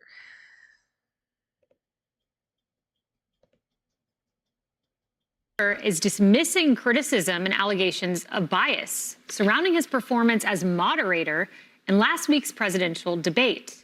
Here's what Muir said just a short time ago. We spent a lot of time, and I believe it was our duty to ask the issues that Americans care about. You know, the economy. Are we better off than we were 4 years ago? Immigration. What are you going to do about the border? Why did you wait so long before you acted on the border? Those types of questions. Reproductive rights. Afghanistan. Do you bear any responsibility? Peaceful transfer of power with the next election coming. You know, these are all really important issues. The issues of our time, really. And I always say as a moderator, you know, what the candidates decide to do with that time, you can ask the questions, but they'll answer with whatever they choose to answer with. That's right. And you have to be ready for whatever might come your way, even the most unexpected of moments. As you all know, you know what I'm talking about. Right. And I will say this. All of the noise that you hear afterward about, you know, which candidate won the debate, did the moderators win or lose, that's just noise. Yeah. You all know that. The most important thing to remember is that you all have the power. Everybody at home has the power. Oh, my goodness. Okay, so he said, I believe it was our duty to ask about the issues that Americans care about, except he asked about January 6th and race and so on and so forth and personal barbs at the president, Brian. I wish at the end of the debate when Trump was asked about race and Kamala and his comments there, if he would have turned it and said, we've got 12 minutes left in this debate. You've not asked a single question about school shootings and protecting our children in schools. Here's my plan, because you didn't ask about it. The American people care about that. You chose to go at me personally. He did. To come out of nowhere and say Obamacare, that was the policy from 4 years ago. Healthcare is important, absolutely. But no one's debating about taking away Obamacare. It's not even an issue in this debate. You want to talk about improving healthcare, that's something for Congress to bring up, for him to propose. But this is not, it's not 8 years ago. He talked about the 2020 election. He talked about January 6th. He didn't bring up the Abraham Accords, didn't bring up the Middle East, didn't bring up Israel, didn't bring up inflation. He didn't bring up you took the Houthi rebels off the terror watch list. How does that work for some of our commerce in the Red Sea? When you talk about inflation, you say the Inflation Reduction Act. The President of the United States said it's not really about Inflation Reduction Act. It was misnamed. Do you regret spending $8 trillion and heading towards the deficit? How do you plan on getting down the deficit? And if you do want to make sure everyone is fact-checked, make sure everyone is fact-checked. You didn't have one fact-check on her in the most egregious, we all know it, the war zone. Nobody right now is in a war zone. David Muir, you go to war zones, to your credit. Oh, wow. You know that is wrong. Yeah, you list all the things he didn't ask about, and the lack of a school shooting question, by the way, 6 days after there was a school shooting. You know, the fact check was unsurprising because they let the cat out of the bag to the LA Times. And they said this. They thought people were concerned that statements were allowed to just hang in the first debate against Biden and not be disputed by then candidate Biden at the time or the moderators. So this was about, this one egregious for Biden-Harris. We need to make sure it goes well for Kamala Harris. Well, look, I mean, all of this is under the cloud of unfairness. And are we surprised after the NABJ debacle that ABC News took the lead on that stage, and we had all sorts of phantom microphone problems, so on and so forth, Trump on the end, me on the other end. They have another one of those coming up today. I'm curious to see if they're going to treat Kamala Harris the way that they treated President Trump, because it was decidedly very, very ambush feeling. I'll just put it that way. ABC News. ABC News again with the debate. There's kind of a TikTok here. A little bit different, though, with that ABC News affiliate reporter who interviewed Kamala Harris on Friday. The vice president may be a little surprised at the questioning. I want anybody who interviews these candidates to start off with what is obvious. We have a president now who has survived 2 attempted assassinations. They couldn't do that at an ABJ. ABC News, rather, couldn't even start there and say, hey, this is your first time, you know, everybody's seeing you together with journalists since the attempt on your life. Welcome. Let's get into some tough questions. Couldn't even start like that. It didn't happen at the debate either. David Muir and Lindsey Davis couldn't simply say, look, we realize these things have happened. We're glad to have you here tonight. This is a great opportunity for America to get to know you both. Welcome to both of you, and glad you're in good health, Mr. President. They can't even be civil, not even when it's part, really, of the job of the press to be civil to everybody, but to ask the tough questions. They can't do both, not with Trump. Emily, and they claimed that they watched hours and hours of rally footage and interviews to fact check.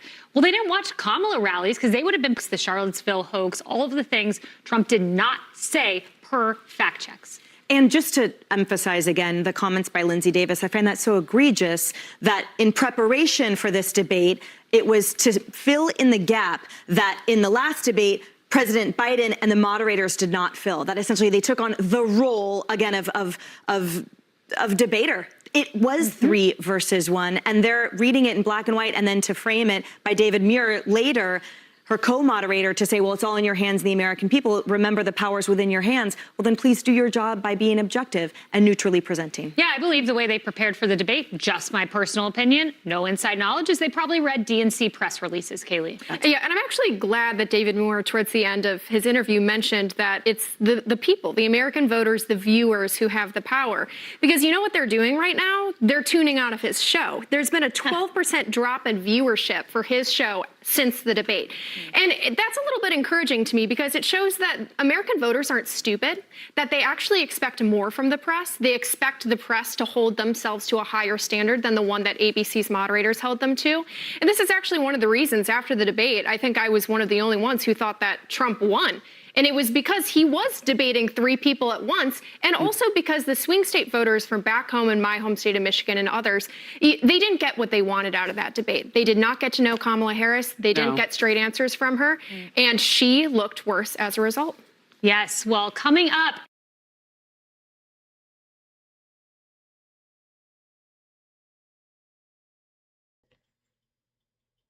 Okay, so, per newly released CBP data, nearly 530,000 migrants have flown into the U.S. and have been paroled into the country as part of the Biden administration's controversial CHNV mass parole program. Additionally, approximately 813,000 migrants have scheduled appointments via the CBP One app at ports of entry to be released into the United States. These are quote-unquote lawful pathways created by the Biden administration, and these numbers do not count in Border Patrol data as they are not illegal crossings. Most of the migrants taking part in these programs are paroled into the United States on 2-year humanitarian parole grants, which also allows them to apply to work. Every single ICE source contact spoken with have said the same thing. They do not have the manpower or resources to find and deport such a large population of people if they overstay their 2-year grant. As it stands now, ICE's non-detained docket is on track to hit 8 million by the end of the year, and each ICE officer currently manages an average of 7,000 cases. The agency is already tasked with tracking down and removing those with final orders of removal, aggravated felons, gotaways, etc. They physically do not have the bodies to track and remove this additional population, and there have been no government agencies monitoring parole expiration, according to the recent DHS Inspector General report. The bottom line, the more than 1 million migrants the Biden administration has allowed into the U.S. via these programs are here to stay, even if they fall out of status and become unlawfully in the United States. Those granted asylum can become citizens within 5 years, which is just one presidential election cycle, and then they can vote overwhelmingly Democrat. This is why so many are being placed in large numbers in Arizona, Wisconsin, Ohio, and other swing states. Just thought I'd throw that one out there from Elon Musk this morning.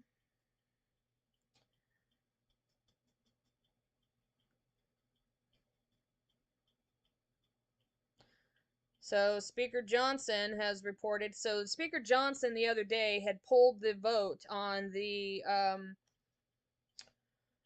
continuation of funding for the federal government because it contained also the SAVE Act. He pulled it the other day before a vote, and everybody was questioning why. He's posted, Congress has an immediate obligation to do 2 things: responsibly fund the federal government and ensure the security of our elections. Because we owe this to our constituents, we will move forward on Wednesday with a vote on the 6-month CR with the Save the Act attached. I urge all of my colleagues to do what the overwhelming majority of the people of this country rightfully demand and deserve: prevent non-American citizens from voting in American elections. So, a continuing resolution will be pushed for 6 months to continue to fund the government at unprecedented spending levels. And they will attach the SAVE Act one more time to this.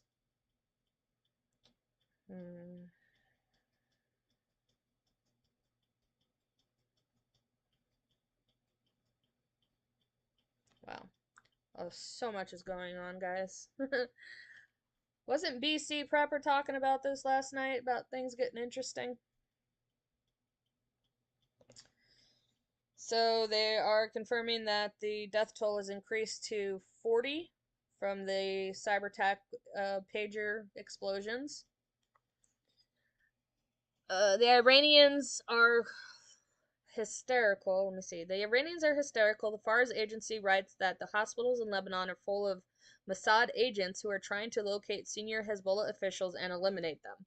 So, I don't know if this is true or not. There's so much coming out, but I trust Amir.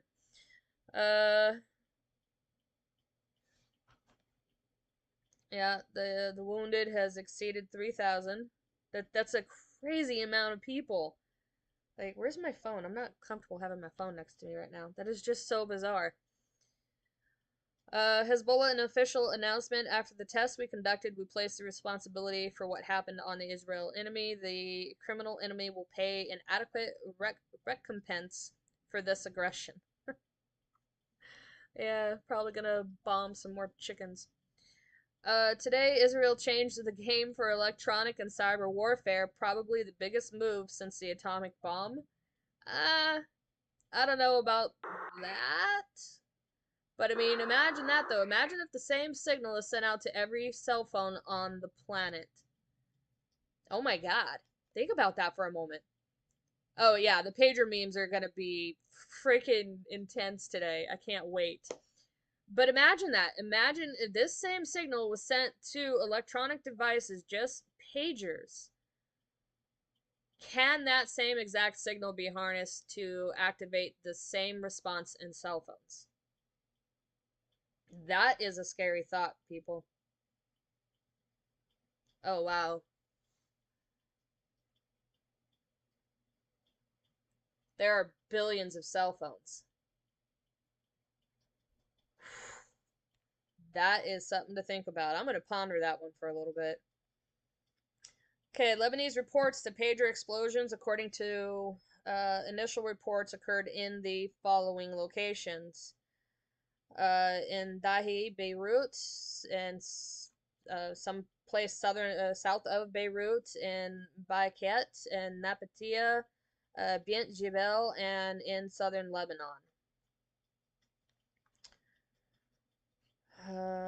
Let's see what else we got going. I'm just cruising through the news headlines at this moment, reading what's interesting. Yeah, yeah. BC Prepper, think about that one. It says several billion cell phones on this planet. If that same signal, if it was a signal, can explode lithium-ion batteries in all electronic devices if implemented. Whew. It's crazy. Don't care. Don't care. Man, I wish that was a video. It's just a snapshot. I'm looking for videos.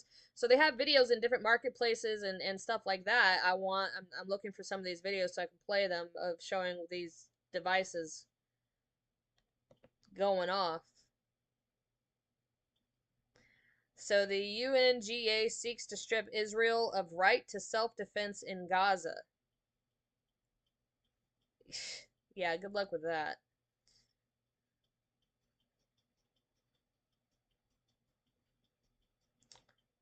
Pager detonations wound thousands. Majority are Hezbollah members in suspected cyber attack. Ay vey. More than 200 have been seriously wounded from the pager attack. I can't even say a pager attack was starting to laugh a little bit. I'm sorry. It's so unprofessional. It's pagers. I never thought I would see this occur. This is as I heard earlier, it's unprecedented. It really is. Oh wow, that's a messed up headline. Man accused of drugging his wife and letting 50 men R-word her amidst the crime. What the hell is wrong with people?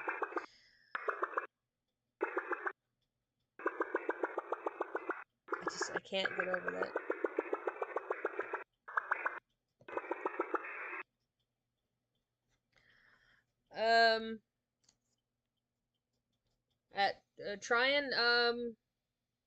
No, no, it's difficult being in Arizona, you know, if you're outside, you know, you keep your AC between 78 and 80, at least I do. I know some people keep it in the 60s during the summer in Arizona, but when you step outside, it's just so hot. Your phone always is hot, so it's kind of hard to determine. As I'm sitting inside right now though, it feels normal temperature, but at the same time, I'm paranoid about holding on to it at the moment, so I'm just gonna put it back over on the other side.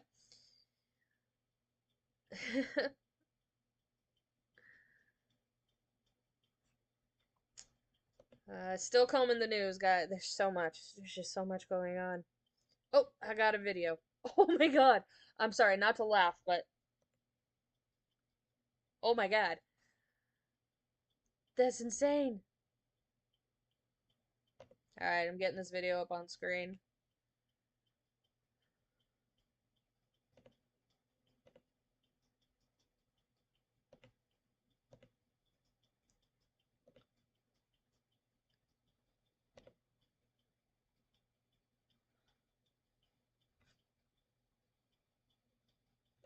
Oh, you did. Come on. Say that.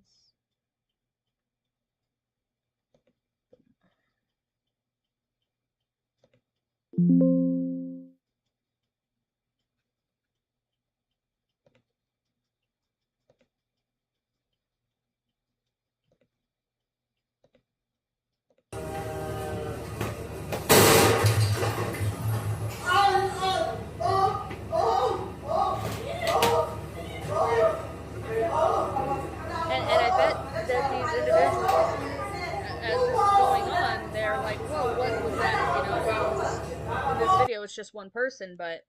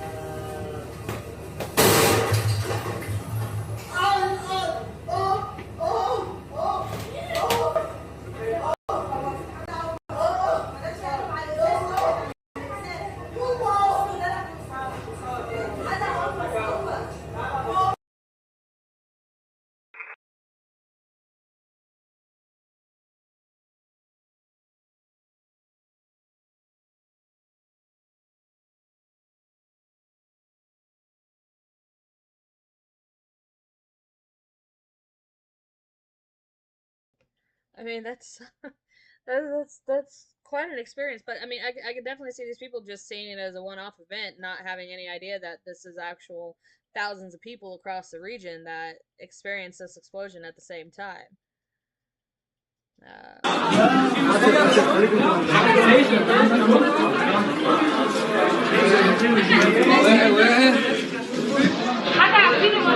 عمود ياخد تليفونه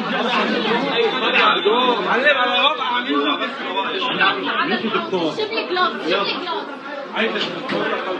سكن مع شوينا هعطيك لي بدك هيدا رايح هيدا رايح هيدا اللي برا اللي جبته انا رايح عم يشتغل ما في حدا عم يشتغل فيه هيدا. Okay, so I will be posting this video to the Uncensored. It is incredibly graphic. And my main thought is you can tell where the pager was on this individual at the time of detonation. You can tell who was holding it and looking at it at the same time, who was just holding it, wearing it on their pants, depending on the location, whether it was up by their belly button, on the side of their hip. The wounds are incredibly evident. So you guys can view that uncensored video on our Telegram channel. And if you do not have access to our Telegram channel, that is going to be our link. Hi, Colette. So, I gotta view some of these other videos before I can play them.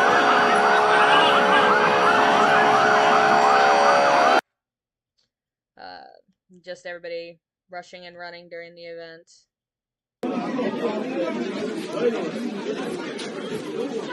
Yeah, they are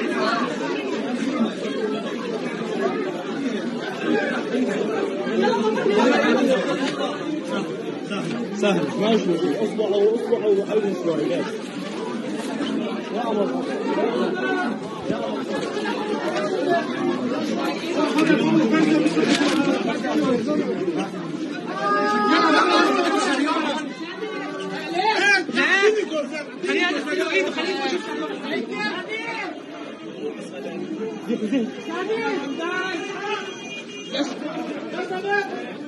يا سامي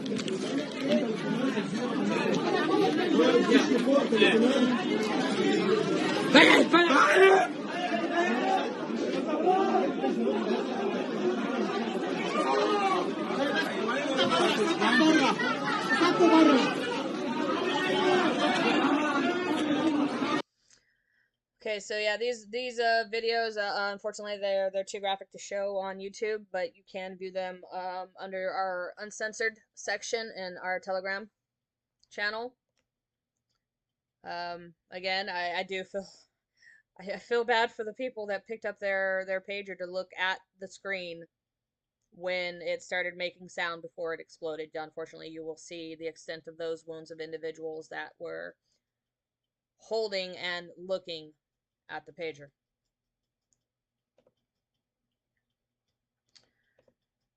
Oh, yeah.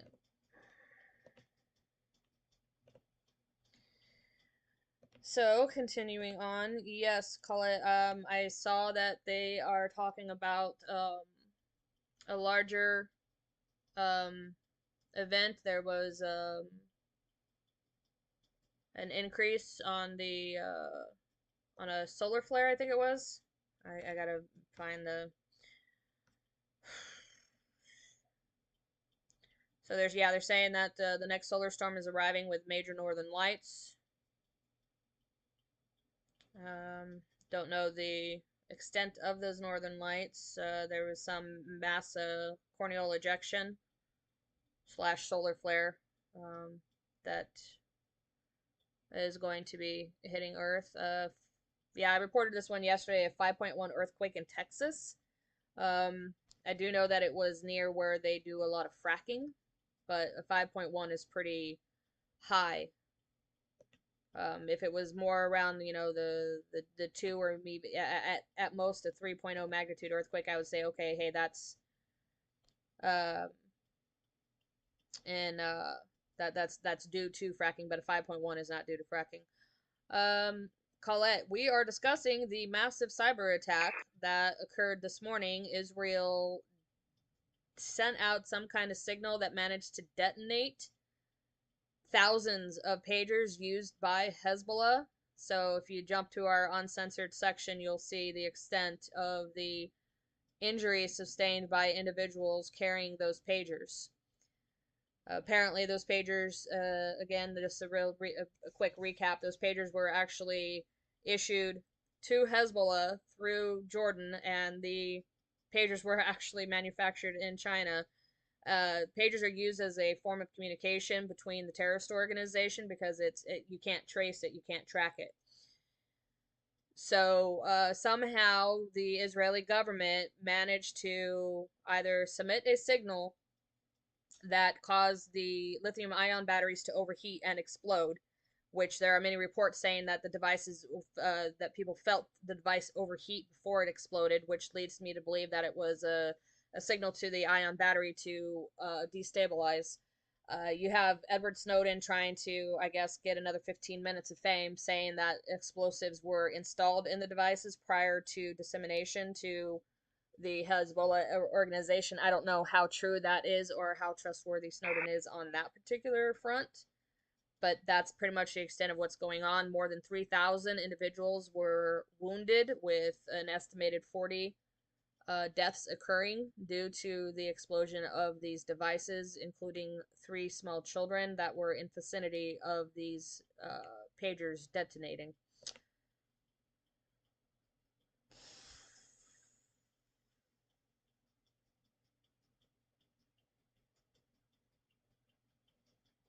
Okay.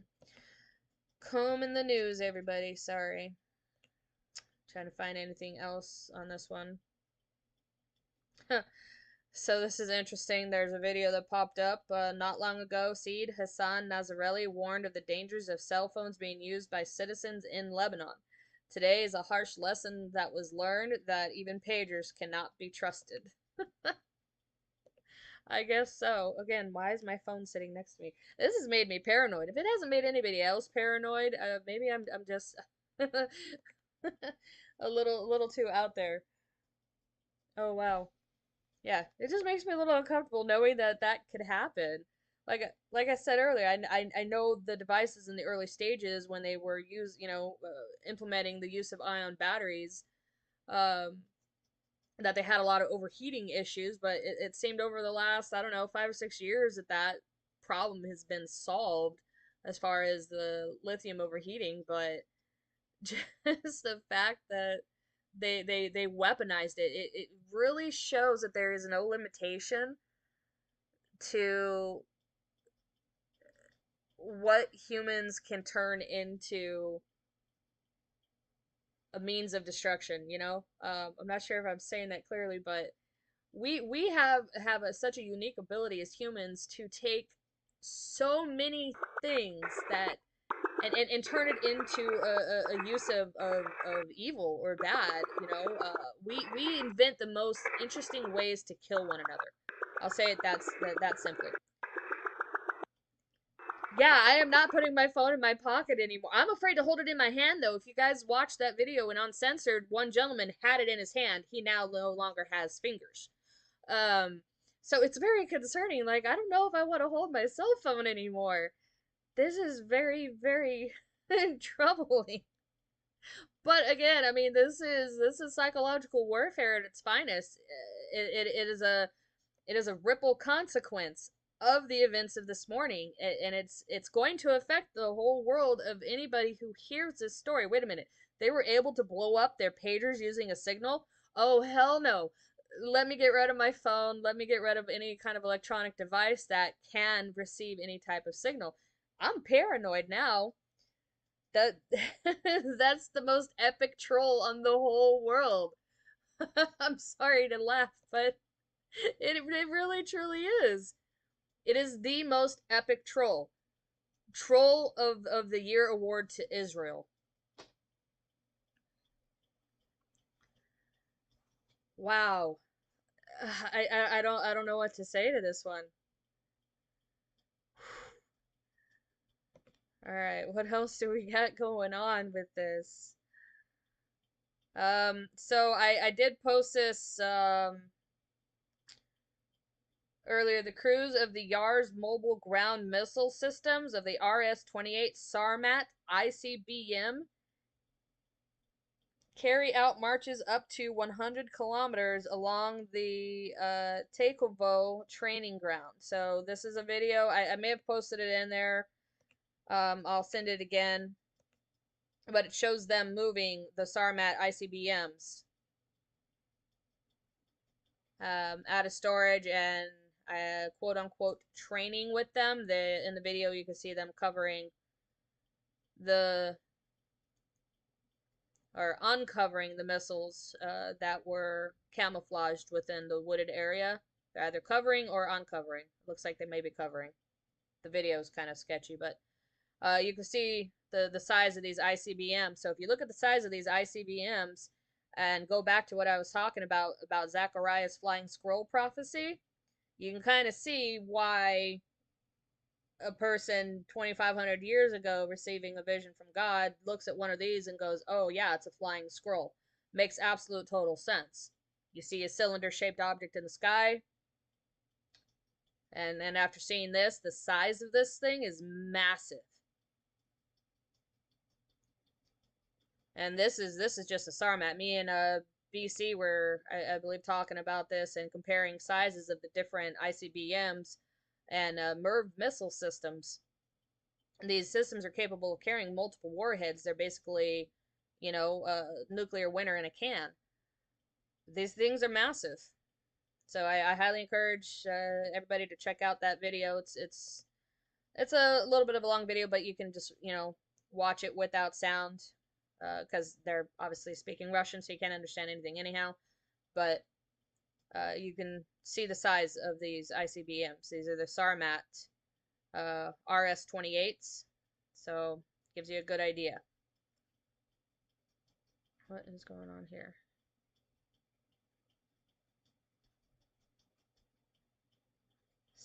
So a Janim terrorist sets fire to a plane at the Bamako Sanu military airport. This is obviously somewhere in Africa. I'll just put that under general news. It's why. I don't know why. Okay, this is in Mali. Major development in Mali today. The Janim al-Qaeda jihadists managed to storm the military airport of Bamako, setting fire to the private jet of a coup president, Gyoda. This is a massive humiliation of the country's junta regime. Stuff's just kicking off all over the place, isn't it? Yep, BC said it. Is going to be an interesting day.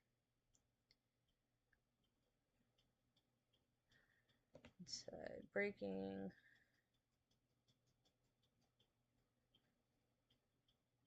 That's interesting.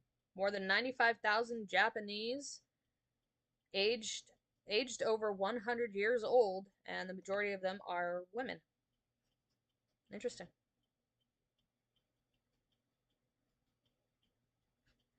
Don't care.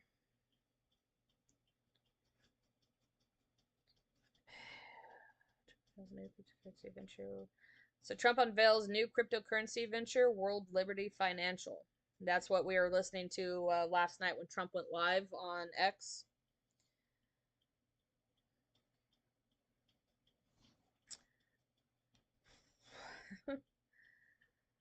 Oh, so now they're trying to just call it radio devices rather than pagers.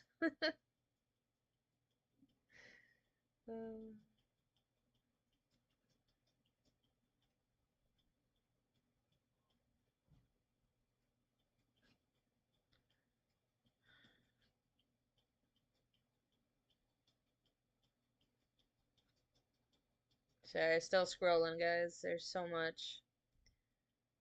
Hillary Clinton calls Trump a danger to our country and the world just one day after a second assassination attempt. Trump meets with the Martin County Sheriff's Office deputies who activated the traffic stop on I-95 and took assassination suspect Ryan Ruthie into custody. Yeah, he personally met with every individual that was associated with the events of the second assassination attempt. I read that yesterday. It's very interesting.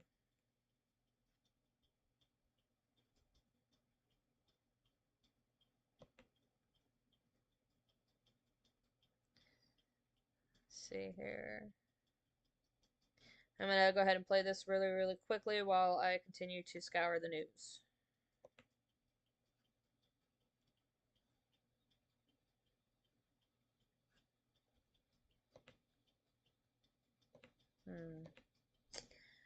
No, I'm not. My sound is out. I have to restart this program. Give me 1 second. Not the stream, but the program that I get my stuff through.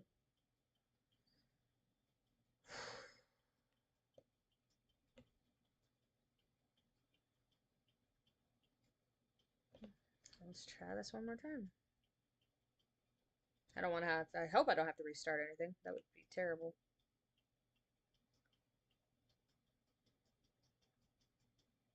Ugh.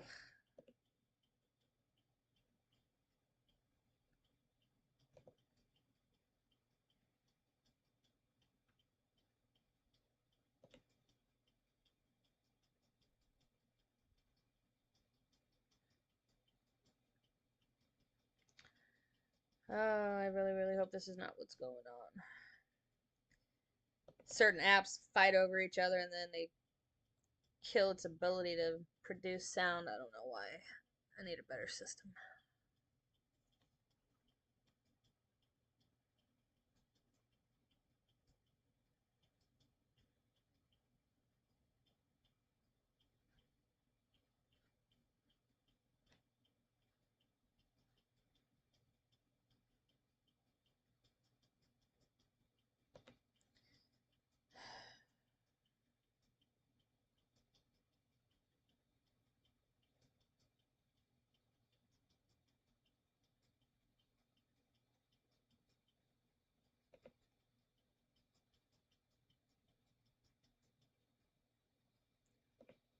Oh, darn it. Alright, guys, unfortunately, I'm going to have to restart. I've lost the ability to play anything at this time. Sorry, I'll be back.